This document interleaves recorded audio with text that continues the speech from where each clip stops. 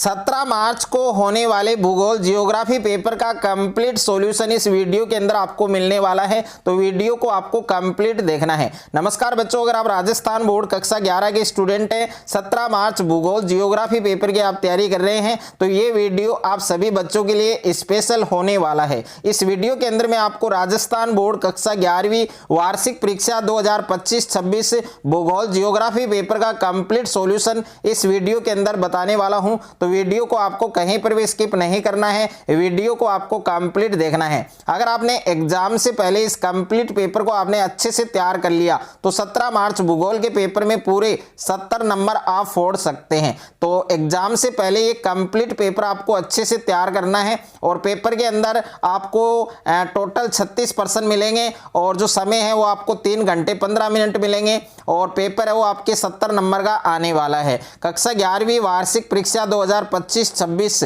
का ये पेपर है, भूगोल का पेपर है, जियोग्राफी का पेपर है और इस पेपर का कंप्लीट सॉल्यूशन आपको इस वीडियो के अंदर मिलने वाला है।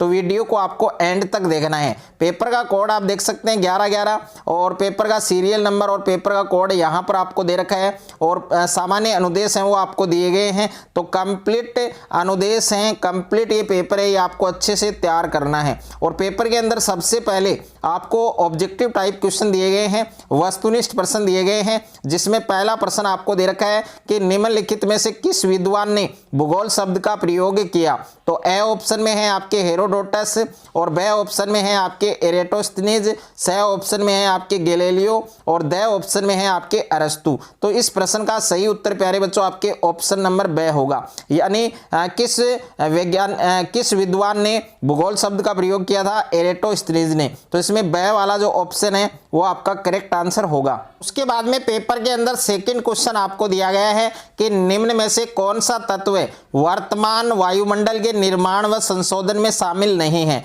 तो ए ऑप्शन में है सौर पवन, बी ऑप्शन में है गैस उत्सर्जन, सी ऑप्शन में है विभेदन और डी ऑप्शन में है प्रकाश संश्लेषण। तो सेकंड प्रश्न है, इसका सही उत्तर प्यारे बच्चों आपके ऑप्शन नंबर ए होगा, यानी सौर पवन। उसके बाद में क्वेश्चन नंबर 3 है आपके कि एक गहरी घाटी जिसकी विशेषता सीढ़ी नुमा खड़ी ढाल होती है किस नाम से जानी जाती है। तो ए ऑप्शन में यू आकार घाटी, बी ऑप्शन में अंधी घाटी, सी ऑप्शन में गोर्ज और डी ऑप्शन में कैनियन। तो 3 नंबर प्रश्न है, इसका सही उत्तर प्यारे बच्चों आपके ऑप्शन नंबर डी होगा, कैनियन। उसके बाद में देखिए अगला प्रश्न है आपके 4 नंबर प्रश्न आपको दिया गया है कि मलबा अवदाव को किस श्रेणी में सम्मिलित किया जा सकता है। तो ए ऑप्शन में है भूस्खलन, बी ऑप्शन में है आपके तिरु प्रवाही वृत्त संचलन और सी ऑप्शन में है मंद प्रवाही वृत्त संचलन और डी ऑप्शन में है आपके अवतलन। तो 4 नंबर प्रश्न है, इसका सही उत्तर प्यारे बच्चों आपके ऑप्शन नंबर बी होगा,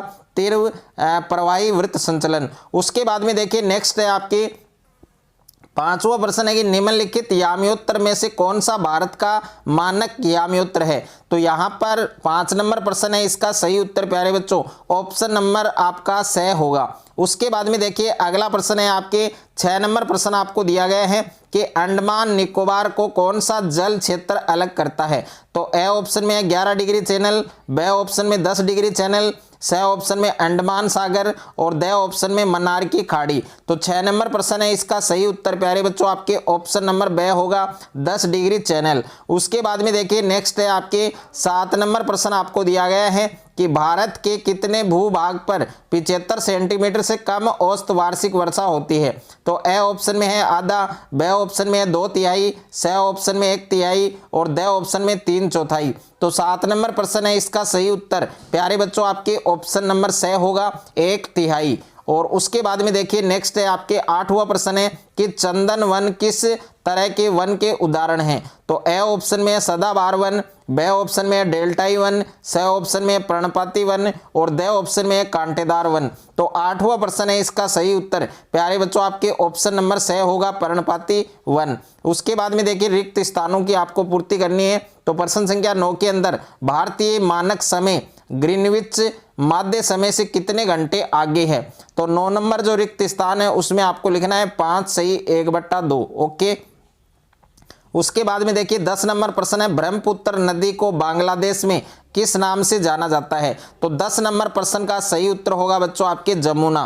क्या होगा बच्चों, जमुना। तो इसमें आपको जमुना लिखना है। और 11 नंबर प्रश्न है, भारत में औसत वार्षिक वर्षा लगभग कितने सेंटीमीटर है? तो इसमें बच्चों होगा आपके 125। कितना होगा, 125। उसके बाद में देखिए नेक्स्ट है आपके 12वां प्रश्न है कि प्रादेशिक भूगोल का विकास जर्मन भूगोलवेत्ता द्वारा किया गया। तो 12 नंबर प्रश्न है, इसका सही उत्तर होगा बच्चों कार्ल रिटर। क्या होगा बच्चों, कार्ल रिटर। तो इसमें आपको कार्ल रिटर लिखना है। उसके बाद में देखिए नेक्स्ट है आपके अति लघुतरात्मक प्रश्न आपको दिए गए हैं।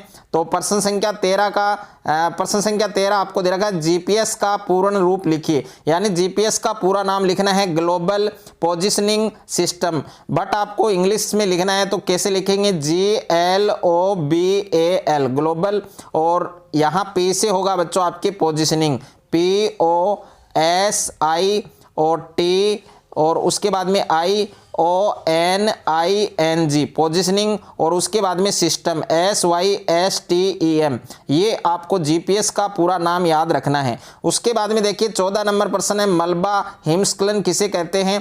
15 नंबर प्रश्न है, हिंद महासागर में स्थित कोई 2 द्वीपीय देशों के नाम बताइए। तो कौन कौन से होंगे बच्चों? एक तो होगा आपके श्रीलंका। कौन सा होगा बच्चों? श्रीलंका। और दूसरा देश कौन सा है? पहला श्रीलंका है, दूसरा है प्यारे बच्चों मालदीव। कौन सा है? मालदीव। इन दोनों देशों के नाम अच्छे से याद रखने हैं।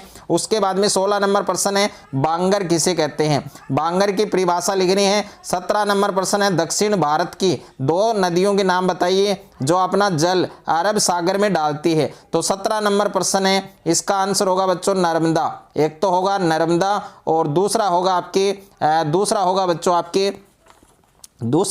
आपके तापी। दूसरा कौन सा है आपके?